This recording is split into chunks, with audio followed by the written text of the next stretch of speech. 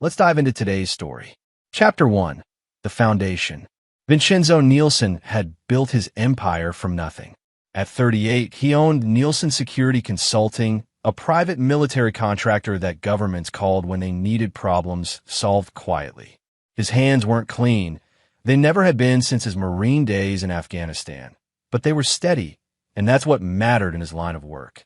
The sprawling estate in Virginia horse country reflected his success. 20 acres, a main house that could accommodate visiting dignitaries, and a security system that would make the Pentagon envious. But for all his tactical brilliance in the field, Vincenzo had been blind to the war being waged in his own home. He'd met Bethany Christensen at a charity gala 5 years ago. She was 26 then, blonde, ambitious, and working as an event coordinator for Washington's elite. She'd played the part of the devoted wife perfectly, supportive of his work, gracious with his business associates, and seemingly thrilled when the twins, Marcus and Maya, were born 3 years ago. What Vincenzo hadn't known was that Bethany had been playing a longer game than any military operation he'd ever planned. The call came on a Tuesday while he was in Belgrade, finalizing a contract with the Serbian Defense Ministry. Vincenzo was in his hotel suite, reviewing intelligence reports, when his secure phone rang with a number he didn't recognize. "Is this Mr. Nielsen?" The voice was tired, strained. "Who's asking?" "This is Patricia Daniels, director of Little Scholars Daycare." "Mr. Nielsen, we have a situation. Your wife hasn't picked up Marcus and Maya in 5 days. We've been caring for them, but we need you too." The phone went dead in Vincenzo's hand, not from a dropped call, but from the ice that had suddenly filled his veins. He called Bethany's number immediately, straight to voicemail. Again, voicemail. Within 6 hours, Vincenzo was on his private jet back to Virginia, his mind already shifting into the cold, calculating mode that had kept him alive through 3 tours in hostile territory. Whatever was waiting for him at home, he'd handle it the way he handled all threats, methodically, completely, and without mercy. The house was empty when he arrived. Not just empty, abandoned. Bethany's clothes were gone, her jewelry box cleared out, even her favorite coffee mug missing from the kitchen. But her phone sat on the marble counter, and when Vincenzo picked it up, he found something that made his blood run colder than it had in any war zone. A voice memo, timestamped from 5 days ago. "Being a mother is a prison. I never wanted kids, Vince. I never wanted any of this suburban nightmare. Troy and I are starting our new life in Costa Rica with the $3 million from our joint account. I'm done pretending to love children I never wanted, and I'm done pretending to love you. Troy." The name hit him like a sniper's bullet. Troy Leon, his business partner, his best friend since their Marine days, the man who'd stood as best man at his wedding and godfather to his children. Vincenzo replayed the message 3 times, memorizing every inflection, every pause. Then he deleted it and placed the phone exactly where he'd found it. By the time he retrieved Marcus and Maya from the daycare, making arrangements for a live-in nanny and explaining to the twins that mommy had to go away for a while, Vincenzo had already begun planning. Not just revenge, but something far more comprehensive. He spent the next week making calls, activating contacts across 3 continents. Former Black Ops specialists, financial forensics experts, surveillance teams that could track a grain of sand across a desert. Every favor he'd ever been owed, every professional courtesy he'd extended over the years, it was all being called in now. What he discovered made the betrayal even more complete. The affair had been going on for over a year. The $3 million they'd stolen was from accounts Bethany had slowly gained access to, transferring money in amounts small enough to avoid immediate detection. They'd planned this down to the last detail, including researching Costa Rica's extradition laws. They thought they were safe. They thought they'd won. They had no idea they'd just declared war on a man who'd spent his adult life learning how to destroy enemies without leaving fingerprints. Chapter 2. The Hunt Begins. Costa Rica's banking laws were famously secretive, but Vincenzo had worked with men who could crack Swiss accounts with nothing but a laptop and enough motivation. Finding Troy and Bethany took exactly 68 hours. They were living in a luxury villa in Manuel Antonio, complete with infinity pool and ocean views. The property was rented under false names, paid for with cash transfers that would have been untraceable to anyone who wasn't a former military intelligence officer with unlimited resources and absolutely no scruples. Vincenzo's first asset on the ground was Tanner Jensen, a former Navy SEAL who now ran consulting services throughout Central America. Tanner's official business was providing security for American companies operating in volatile regions. His unofficial business was whatever paid well and didn't ask too many questions. "They're living like royalty," Tanner reported during their first encrypted video call. "New cars, expensive restaurants, the works. Your wife's been telling people she's a widow who inherited her husband's defense contracting business." Vincenzo studied the surveillance photos on his screen. Bethany lounged by the pool in a designer bikini, a drink in her hand and a smile on her face that he'd never seen during their marriage. Beside her, Troy looked relaxed in a way that made Vincenzo's jaw clench.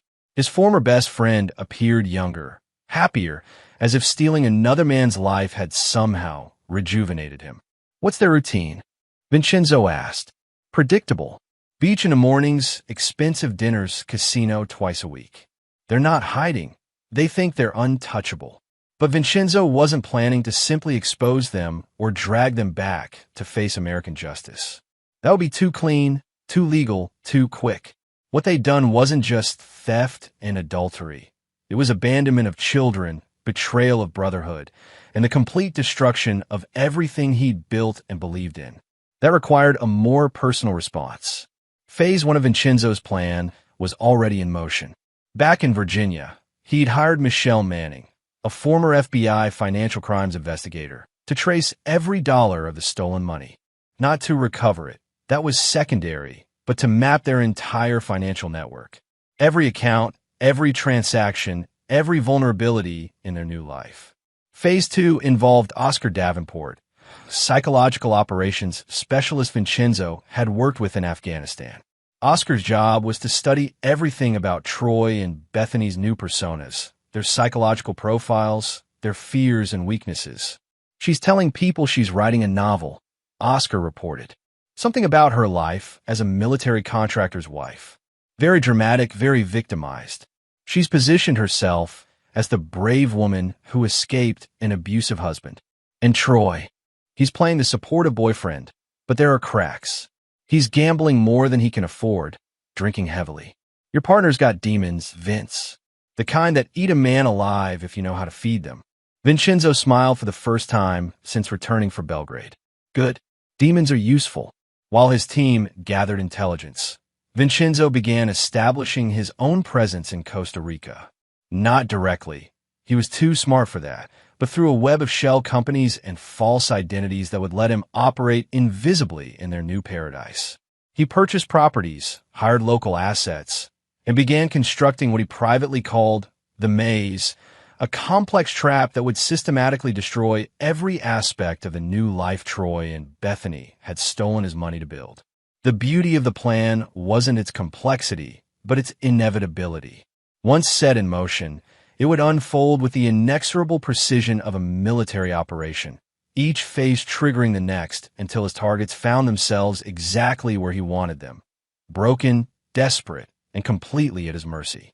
By the end of his first month of planning, Vincenzo had filled 3 encrypted files with surveillance reports, financial analyses, and operational blueprints. Marcus and Maya were adjusting well to their new nanny, a former CIA operative who could protect them while maintaining the cover of a graduate student in child development. Everything was in place. It was time to remind his wife and his former best friend that some betrayals carry consequences that last a lifetime. Chapter 3. The First Dominoes.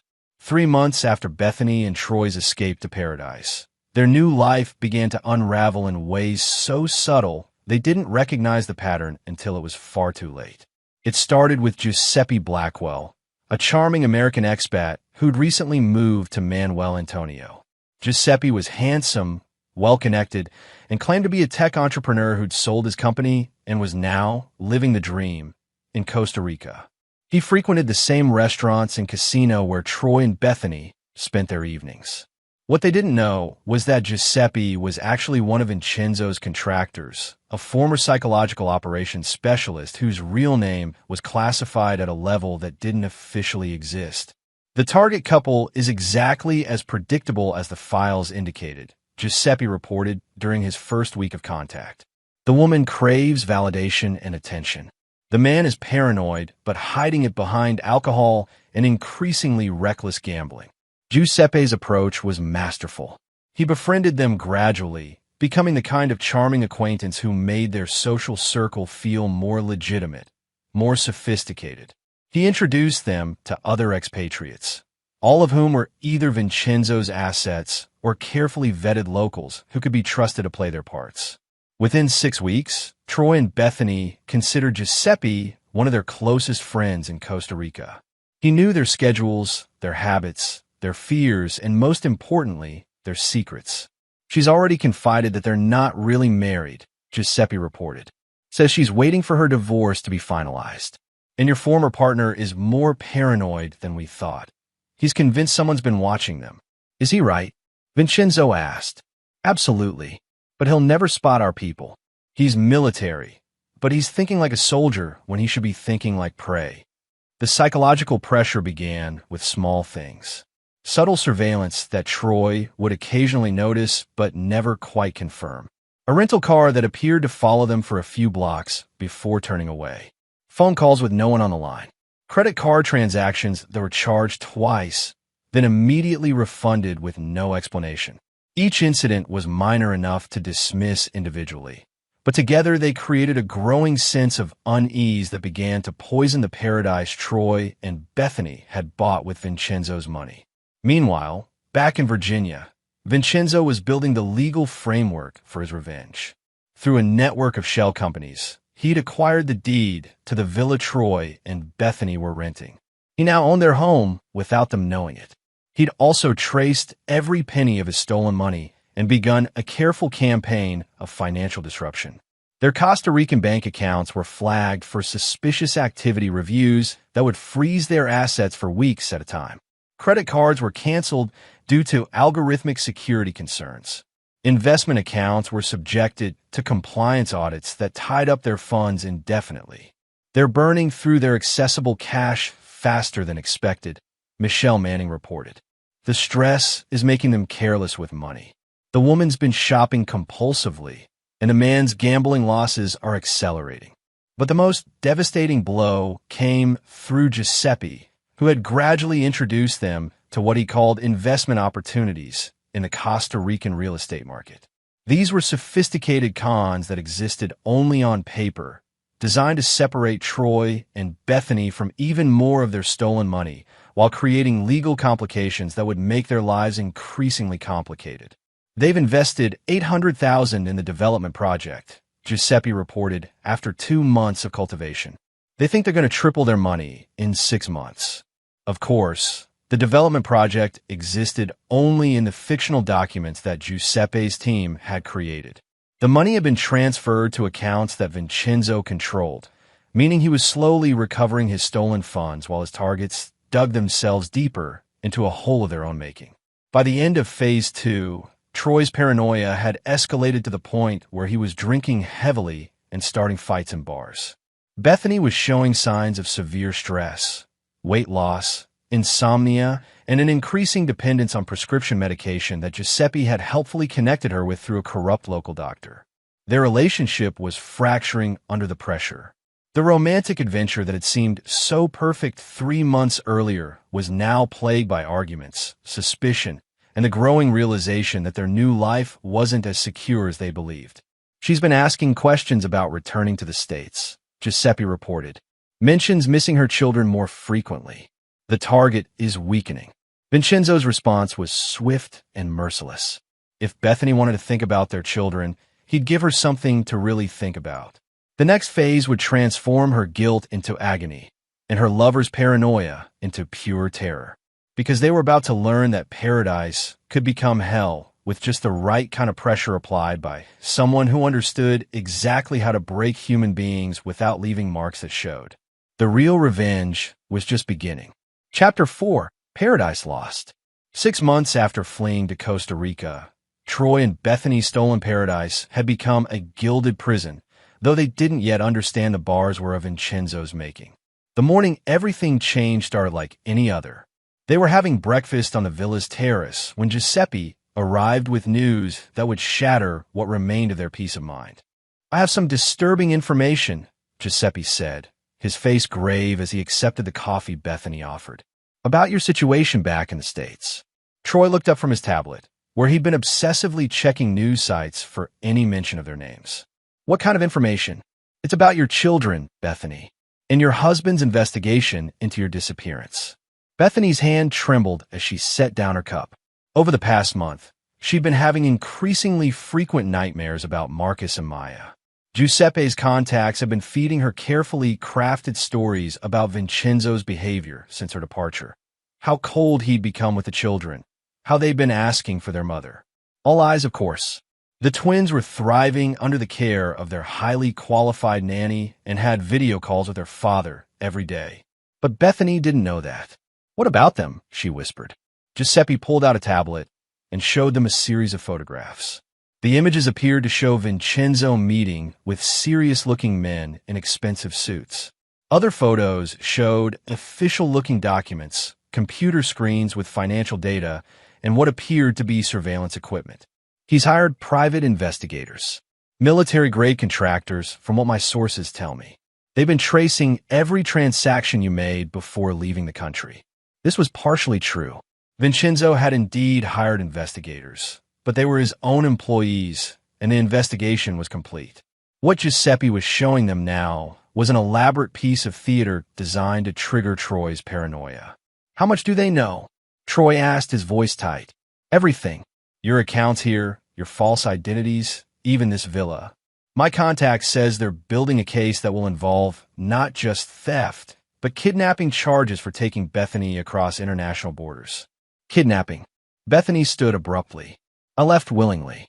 I left a message." "Doesn't matter," Giuseppe said gravely. "With children involved, the FBI can make that charge stick. And kidnapping across international borders is a federal offense. 20 years minimum."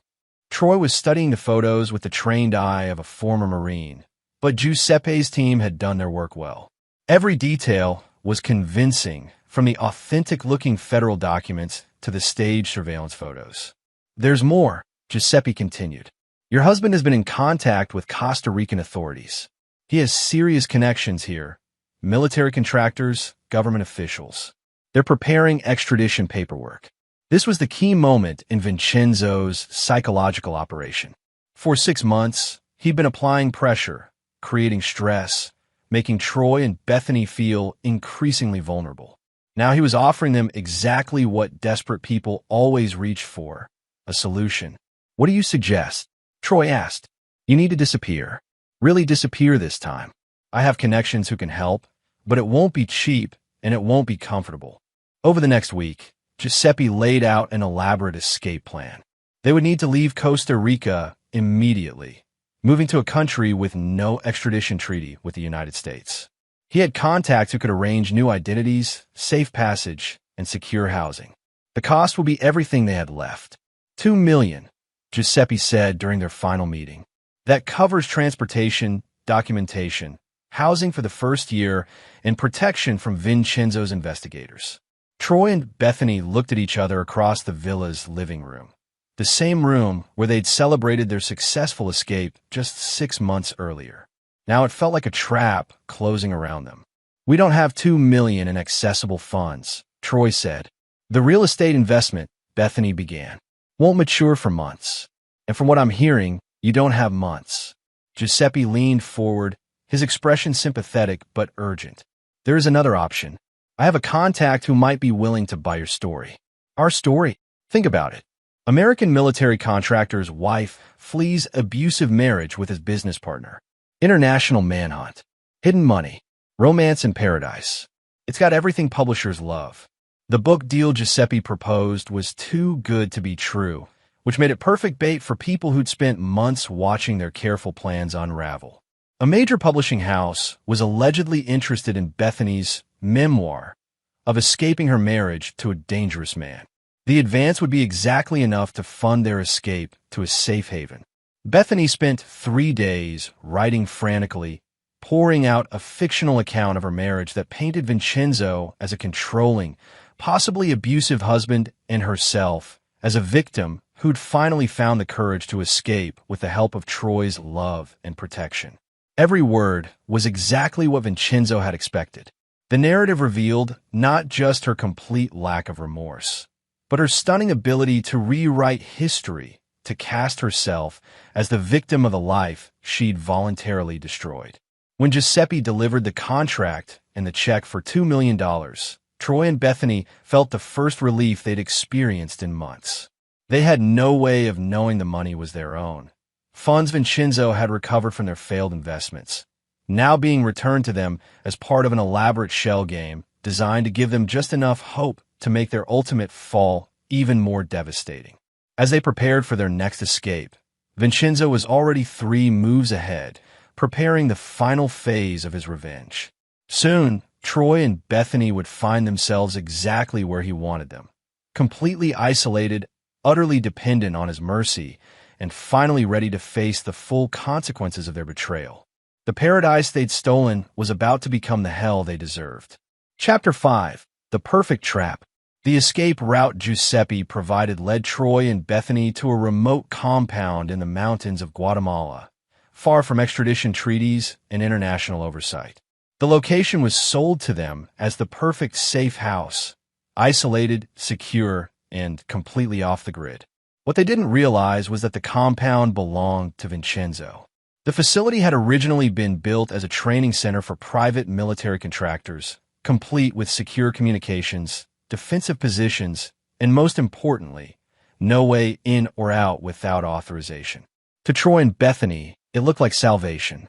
To Vincenzo, it was the perfect prison. Their host was introduced as Faustino Weeks, a former DEA agent who now provided security services for people who needed to stay hidden. Faustino was welcoming but professional, explaining the compound's rules with military precision. No outside communications without approval. No leaving the compound without escort. No contact with anyone from your previous life. These rules aren't negotiable. They're what keep you alive. Troy and Bethany accepted these restrictions readily. After months of feeling hunted, the compound felt like a fortress where they could finally breathe again. They had no idea they were breathing Vincenzo's air. For 2 weeks, Vincenzo let them settle into a routine. The compound was comfortable enough, good food, entertainment systems, even a small library. He wanted them relaxed, confident, feeling safe enough to let their guard down completely. Meanwhile, he was finalizing the most crucial elements of his plan. Back in Virginia, Marcus and Maya had been told their mother was sick and needed to be in a special hospital for a while. It was close enough to the truth. The twins were thriving under their nanny's care and had begun calling her Aunt Sarah with the easy affection of children who'd always been more resilient than the adults around them. Vincenzo called them every night, helping with homework, reading bedtime stories, maintaining the stability that Bethany had abandoned when she chose her freedom over their welfare. "Daddy, when is Mommy coming home?" Maya asked during one of their video calls. "I don't know, sweetheart, but I promise you'll always be safe with me." It was a promise he intended to keep. And part of keeping that promise meant ensuring that the people who'd abandoned his children understood the full cost of their choices. At the compound, Vincenzo's psychological operation entered its final phase. The first crack appeared when Giuseppe arrived for what he called a routine security check.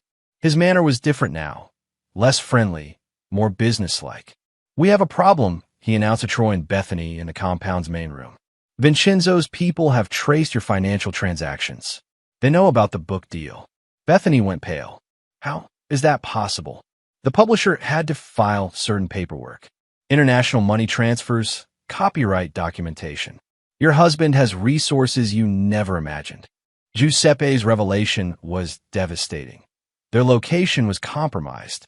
Vincenzo's contractors were closing in, and they had perhaps days before the compound was discovered.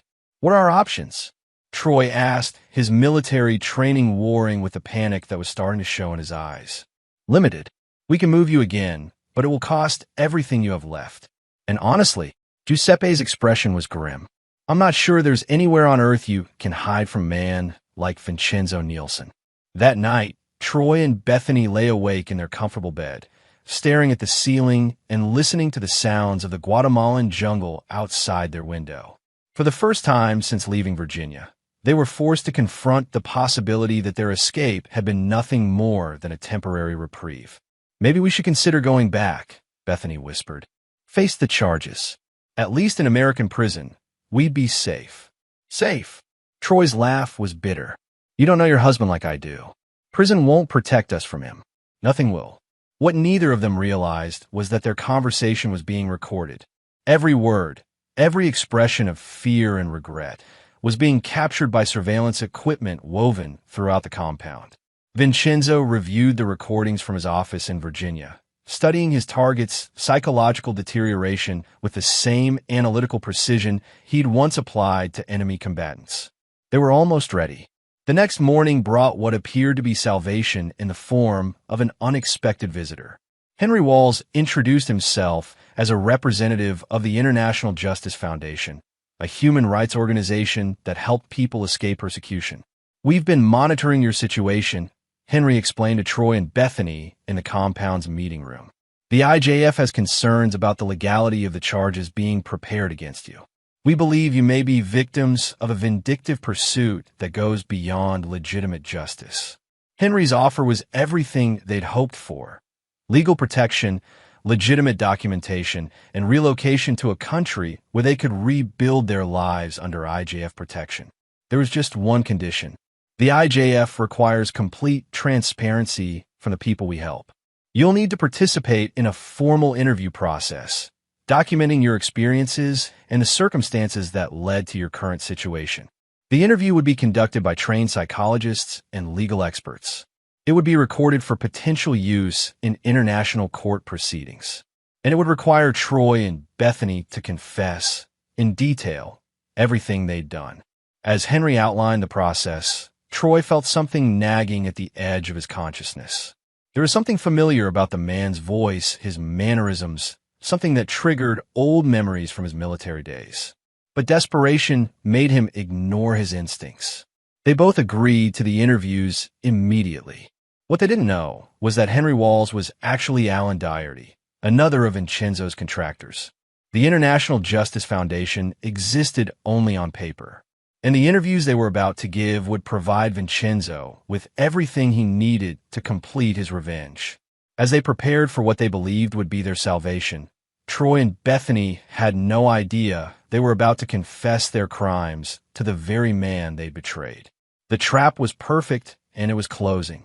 Chapter 6: Confessions and Consequences. The interview room of the compound was set up to look like a professional legal facility. Cameras in plain sight, official-looking documents, and an atmosphere of bureaucratic legitimacy that made Troy and Bethany feel they were finally dealing with legitimate authorities. Alan Doherty, still playing his role as Henry Walls from the International Justice Foundation, sat across from them with a team of legal experts who were actually Vincenzo's psychological operations specialists. Before we begin, Alan said, I need to emphasize that everything you say here is protected by international humanitarian law. You're under IJF protection now, which means complete honesty is not just advisable, it's required. What followed was 6 hours of the most detailed confession Vincenzo could have hoped for. Troy spoke first, his military bearing gradually crumbling as he described the systematic betrayal of his best friend. He explained how the affair had started, how they'd planned a theft, how they'd researched countries with favorable extradition laws. Vincenzo trusted me with everything, Troy said, his voice hollow. Financial access, operational security, even his family. I used all of it against him. But it was Bethany's confession that provided the emotional devastation Vincenzo had been seeking. I never wanted children, she said, the words coming out in a rush once she started talking. Everyone expected me to be this perfect military wife and mother, but I hated every minute of it. The twins were like anchors dragging me down into a life I never chose. Alan leaned forward slightly. Can you elaborate on your relationship with your children? I love them in the abstract, I guess. But the day-to-day reality? The crying, the demands, the constant need for attention? I felt trapped, like I was suffocating. And leaving them, Bethany's composure finally broke. I knew it was wrong, but I also knew that if I didn't leave then, I never would. Troy made me feel alive again, made me remember who I was before I became just Vincenzo's wife and the twins' mother. Alan's next question was the one Vincenzo had specifically requested. Do you regret your decision? I regret hurting my children, Bethany said carefully. But I don't regret saving myself. I was dying in that life, slowly disappearing into someone else's expectations. For Vincenzo, watching the recording later in his Virginia office, that answer crystallized everything he needed to know about the woman he'd married. She regretted hurting the twins, but not abandoning them. She regretted the consequences, but not the betrayal itself. Any microscopic part of him that might have been willing to forgive died in that moment. The interviews continued for 3 days, with Alan's team extracting every detail of Troy and Bethany's crimes, their current mental state, and their future plans. By the end, they provided enough evidence to convict themselves in any court in the world. But courts were no longer Vincenzo's plan. On the final day of the interviews, Alan delivered what appeared to be wonderful news. The IJF has approved your case for full protection. We'll be moving you to our secure facility in Switzerland within a week. You'll have new identities, financial support, and complete protection from any pursuit. Troy and Bethany cried with relief. After 9 months of running, hiding, and living in fear, they finally saw a path to genuine safety. That night, they celebrated with a bottle of expensive wine that Faustino provided, toasting their survival and the new life that awaited them in Europe. They woke up 12 hours later in a very different kind of facility. The room was sterile, white, with no windows and only one door. They were lying on simple cots, still wearing the clothes they'd fallen asleep in, but everything else had changed. Troy was the first to fully wake up, his military training helping him assess the situation quickly. They were in some kind of medical facility, but not a hospital. The walls were soundproof, the door was reinforced steel, and there were cameras in every corner. Bethany, he said urgently, shaking her awake. We need to get out of here. As consciousness fully returned, they both realized they'd been moved while unconscious. The wine had been drugged, and they were now somewhere completely different. The door opened, and a figure they hadn't seen in almost a year walked in. Vincenzo Nielsen looked exactly as they remembered. Tall, lean, with the kind of calm presence that had once made Troy feel safe and Bethany feel protected. Now, that same presence felt like a predator studying prey. "Hello, wife," he said to Bethany, his voice conversational. "Troy." The silence stretched for long moments as the reality of their situation settled over them. "Ow," Troy finally managed. "Did you really think you could steal my life and disappear without consequences?" Vincenzo pulled up a chair and sat down, completely relaxed. "Every person you trusted, every safe house you hid in, every escape route you took, I provided all of it." He gestured around the room. "Welcome to my private medical facility. Completely isolated, absolutely secure, and entirely off any official records. You wanted to disappear from the world, and now you have." Bethany found her voice. "The children are perfectly fine. Better than fine, actually. They've stopped asking about you." The words hit her like physical blows. Vincenzo continued in the same calm tone. "They're happy, healthy, and learning that some people who claim to love you will abandon you when something better comes along. It's a valuable life lesson." "Vince," Troy started, "we can explain." "Explain." Vincenzo's laugh was genuinely amused. "Troy, I have 6 hours of recorded confessions. I know exactly what you did, why you did it, and how you feel about it. Explanations are unnecessary." He stood up and walked to the door. "The good news is that you'll have plenty of time to think about your choices. This facility is self-sufficient, completely isolated, and staffed by people who understand that some guests check in but never check out." As he reached the door, Vincenzo turned back one final time. "You stole my money, destroyed my family, and abandoned my children. Now you get to experience what it feels like to lose everything and have nowhere to run. The door closed with a soft click, leaving Troy and Bethany alone in their white room with the full understanding that their escape had been an illusion from the very beginning. Vincenzo Nielsen had never been hunting them. He'd been hurting them. Chapter 7. The Price of Betrayal. The facility where Troy and Bethany found themselves imprisoned was a masterpiece of psychological torture disguised as medical care. Everything about it was designed to break down their sanity while maintaining the pretense of humane treatment. Dr. Sandy Boyer, the facility's chief psychiatrist, was actually a former CIA interrogation specialist who'd helped design psychological pressure techniques that left no physical evidence. Her official role was to provide therapy for the facility's patients. Her actual job was to systematically dismantle Troy and Bethany's mental defenses. "Good morning," Dr. Boyer said cheerfully as she entered their shared room for the first session. "I'm here to help you process the trauma of your recent experiences." The sessions began immediately, twice daily, mandatory and recorded. Dr. Boyer was skilled at appearing sympathetic while asking questions designed to force Troy and Bethany to confront the full scope of their actions. "Let's talk about the children," she said during their third session. "Marcus and Maya, how do you think they're processing their mother's abandonment?" Bethany's attempts to rationalize her choices crumbled under Dr. Boyer's relentless, clinically precise questioning. Every justification was dissected, every excuse was challenged, until the raw truth of what she'd done became impossible to escape. "I convinced myself they'd be better off without me," Bethany finally admitted, tears streaming down her face. "But that was just selfish justification, wasn't it?" "What do you think?" Dr. Boyer asked. The facility's routine was designed to amplify their psychological isolation. They were allowed to see each other, but their relationship, already strained by months of stress, began deteriorating rapidly under the pressure. Troy's military training made him more resistant to the psychological pressure, but it also made him more aware of what was happening to them. He recognized the techniques being used, understood that they were being systematically broken down. "This is psychological warfare," he told Bethany during one of their brief moments alone. "Vince is using everything he learned in the Marines against us. What do? We survive. We wait for an opportunity."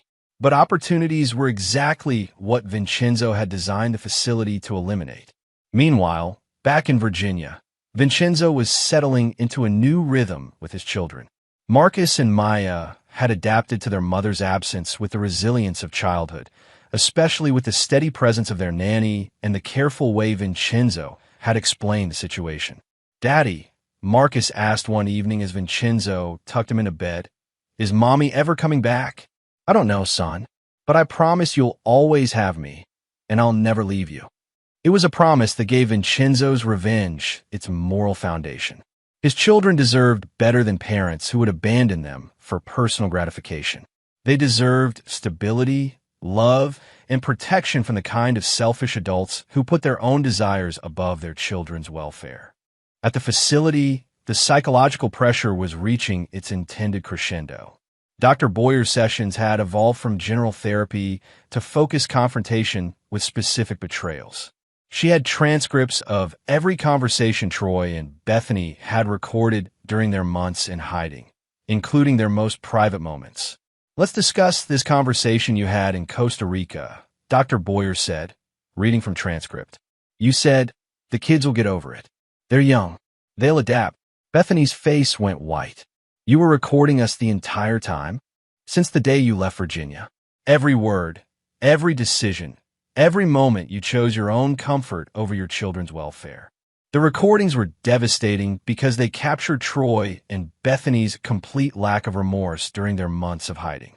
They'd lived in luxury, celebrated their successful escape, and rarely mentioned the children they'd abandoned except to dismiss their importance. "Listen to yourselves," Dr. Boyer said, playing audio of them laughing on a Costa Rican beach. Children wondering where their mother disappeared to, and you're ordering another round of drinks. Troy finally snapped during his individual session on the 10th day. "What does he want?" he shouted at Dr. Boyer. "What's the end game here? We get it. We're pieces of shit who ruined everything. What more does he need? Mr. Nielsen doesn't want anything from you, Dr. Boyer replied calmly. He's simply ensuring you understand the full consequences of your choices. This is illegal. Kidnapping, false imprisonment. Is it? You came here voluntarily, seeking help from what you believed was a humanitarian organization. You signed documents requesting protective custody. As far as any official records show, you're exactly where you asked to be.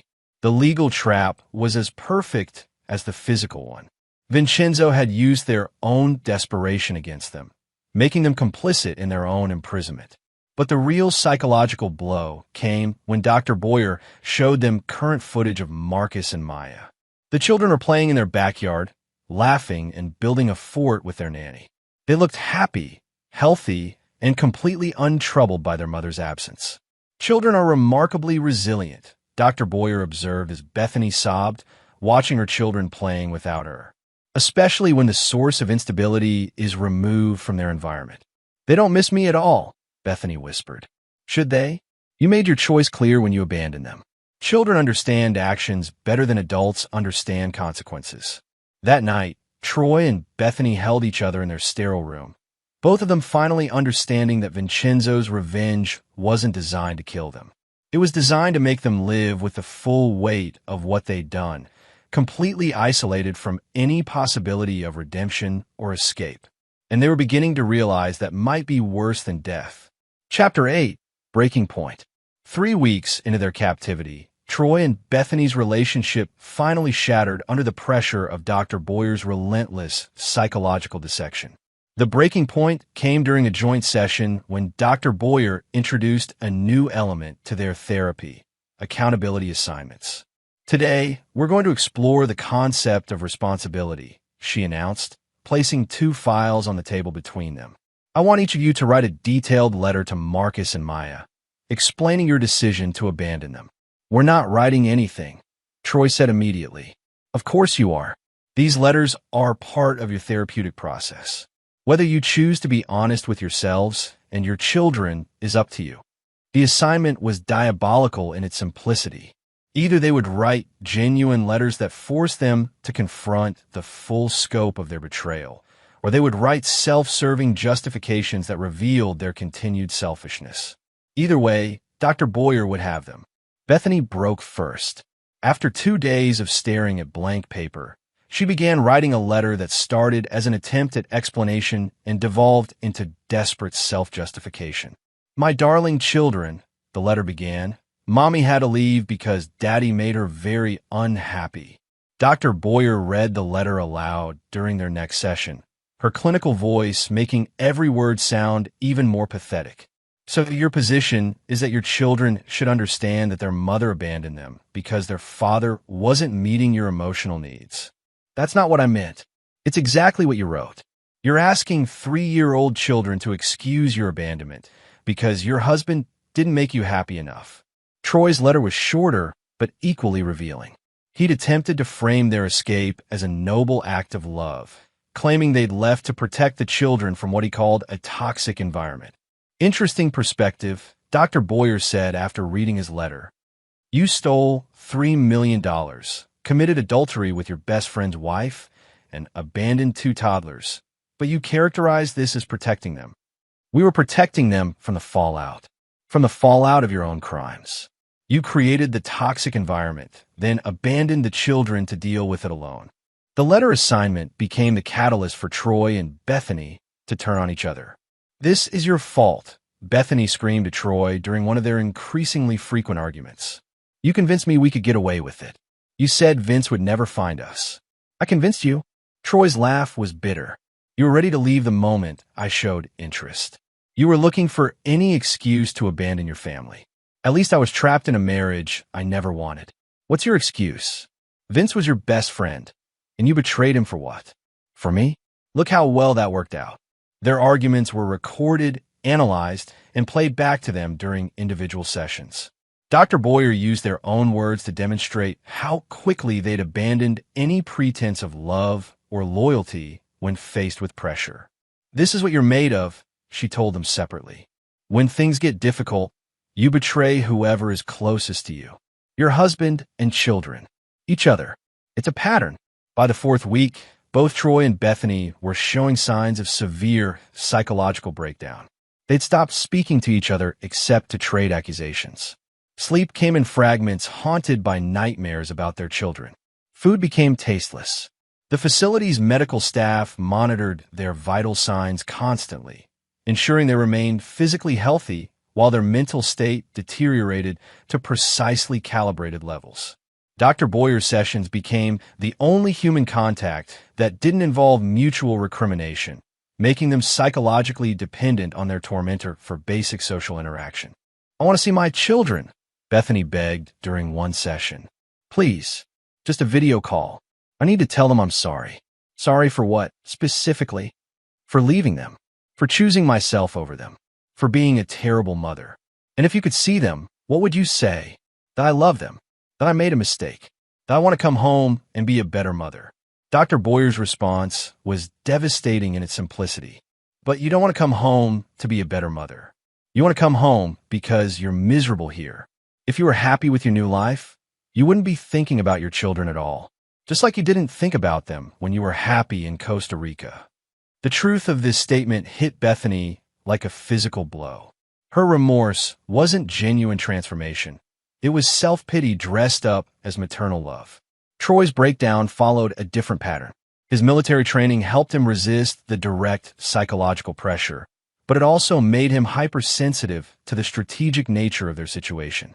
"He's not going to let us go," he told Bethany during one of their last civil conversations. "This isn't temporary punishment. This is permanent. You don't know that.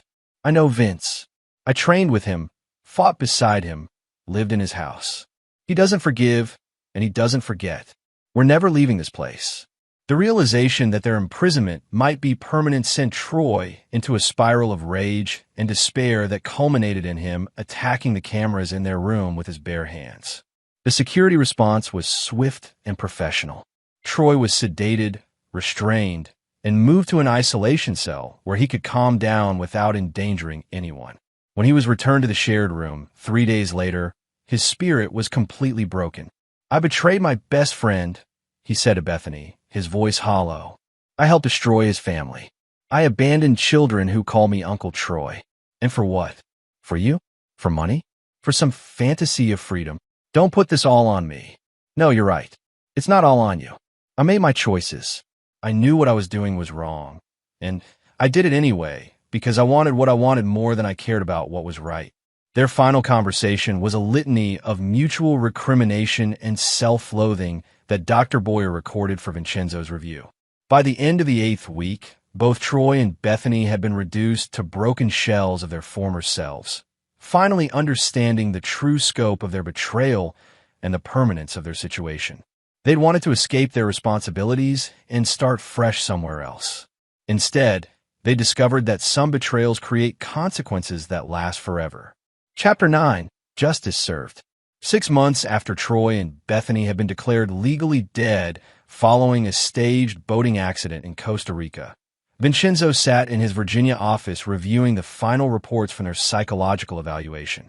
Dr. Boyer's assessment was clinical and complete. Both subjects had achieved full acknowledgement of their crimes and their consequences. They understood what they'd done, why it was wrong, and why their punishment was permanent.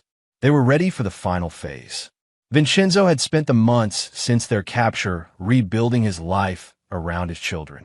Marcus and Maya were thriving in their stable environment, showing no lasting psychological damage from their mother's abandonment. They'd stopped asking about her entirely and had begun calling their nanny Mom Sandy, with Vincenzo's encouragement. The twins deserved a mother figure who would never abandon them. But before Vincenzo could fully close this chapter of his life, there were final arrangements to be made. The facility where Troy and Bethany were held operated under the cover of an experimental treatment center for individuals suffering from severe dissociative disorders. The patients were isolated from society for their own protection and the protection of others. It was a convenient fiction that explained why they could never leave and why no one would ever try to find them. "Mr. Nielsen," Dr. Boyer said as she entered his office for their final meeting, "your subjects have completed their therapeutic process. Their psychological state? Completely compliant. They understand their situation and accept it.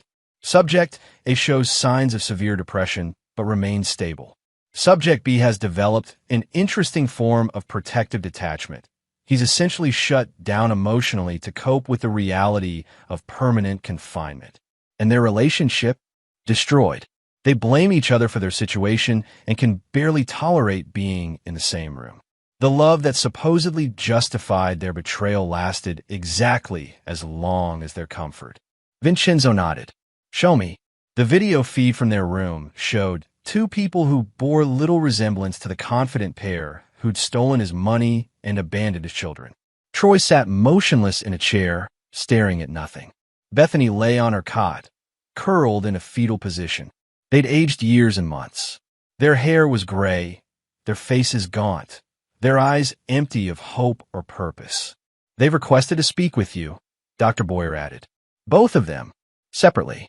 They each want to apologize, beg for mercy, the usual end-stage behaviors. Vincenzo considered this for a moment.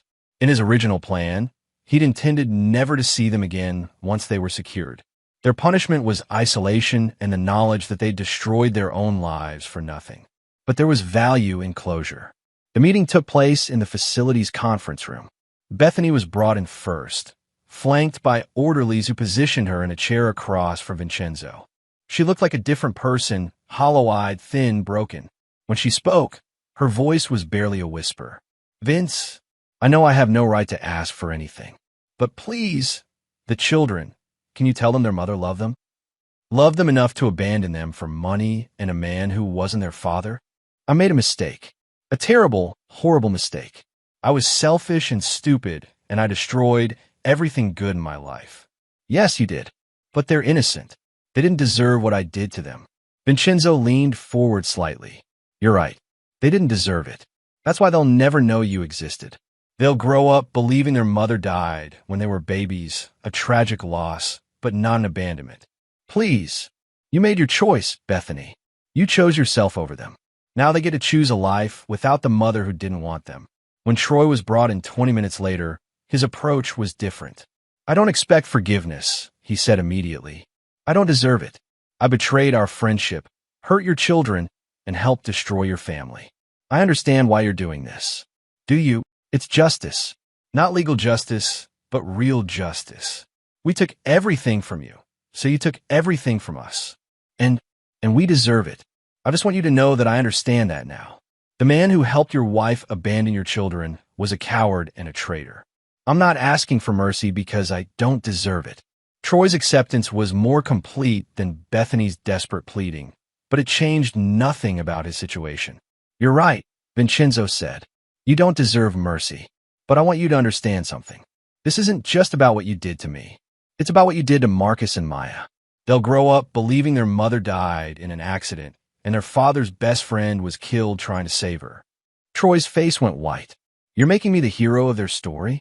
I'm giving them a narrative they can live with. Better to believe their mother's friend died, trying to help her, than to know he was the one who helped her abandon them. The final meeting was brief. Vincenzo had said what he came to say, and Troy and Bethany had heard what they needed to hear. As he prepared to leave the facility for the last time, Vincenzo reviewed the security protocols one final time. The location was completely isolated. The staff were former military contractors who understood operational security. The patients were legally dead and would remain so indefinitely. Troy and Bethany would live out their days in comfortable confinement, with excellent medical care, nutritious food, and all the time in the world to contemplate their choices. They would never again see sunlight, breathe free air, or make decisions about their own lives. It was exactly what they deserved. 6 months later, Vincenzo married Sandy Boyer, the twins' nanny, in a small ceremony attended by close friends and family. Marcus and Maya walked down the aisle as ring bearers, delighted to officially have the mother they'd already claimed. The wedding photos showed a happy family, a successful businessman, his loving wife, and 2 beautiful children who would grow up surrounded by stability and unconditional love. If anyone had asked about Vincenzo's first wife, they would have been told the tragic story of a young mother killed in a boating accident while traveling with a family friend who died trying to save her. It was a story that honored the dead while protecting the living. And in his private moments, when Vincenzo tucked his children into bed or watched them play in their backyard, he felt no guilt about the fate of the people who tried to destroy their family. Justice, true justice, wasn't about forgiveness or redemption. It was about ensuring that betrayal carried consequences that lasted forever. Some people made choices that removed them from the world of decent human beings. Vincenzo had simply made that removal literal and permanent. His children would grow up safe, loved, and protected from the kind of selfish adults who put their own desires above the welfare of innocent children. And Troy and Bethany would spend the rest of their lives understanding exactly what their betrayal had cost them. It was the perfect revenge, complete, permanent, and absolutely just. And there you have it. Another story comes to an end. What did you think? I'd love to hear your thoughts in the comments below. If you enjoy this story, consider joining our community by subscribing. It means the world to us. For more stories like this one, check out the recommended videos on screen, and I'll see you there.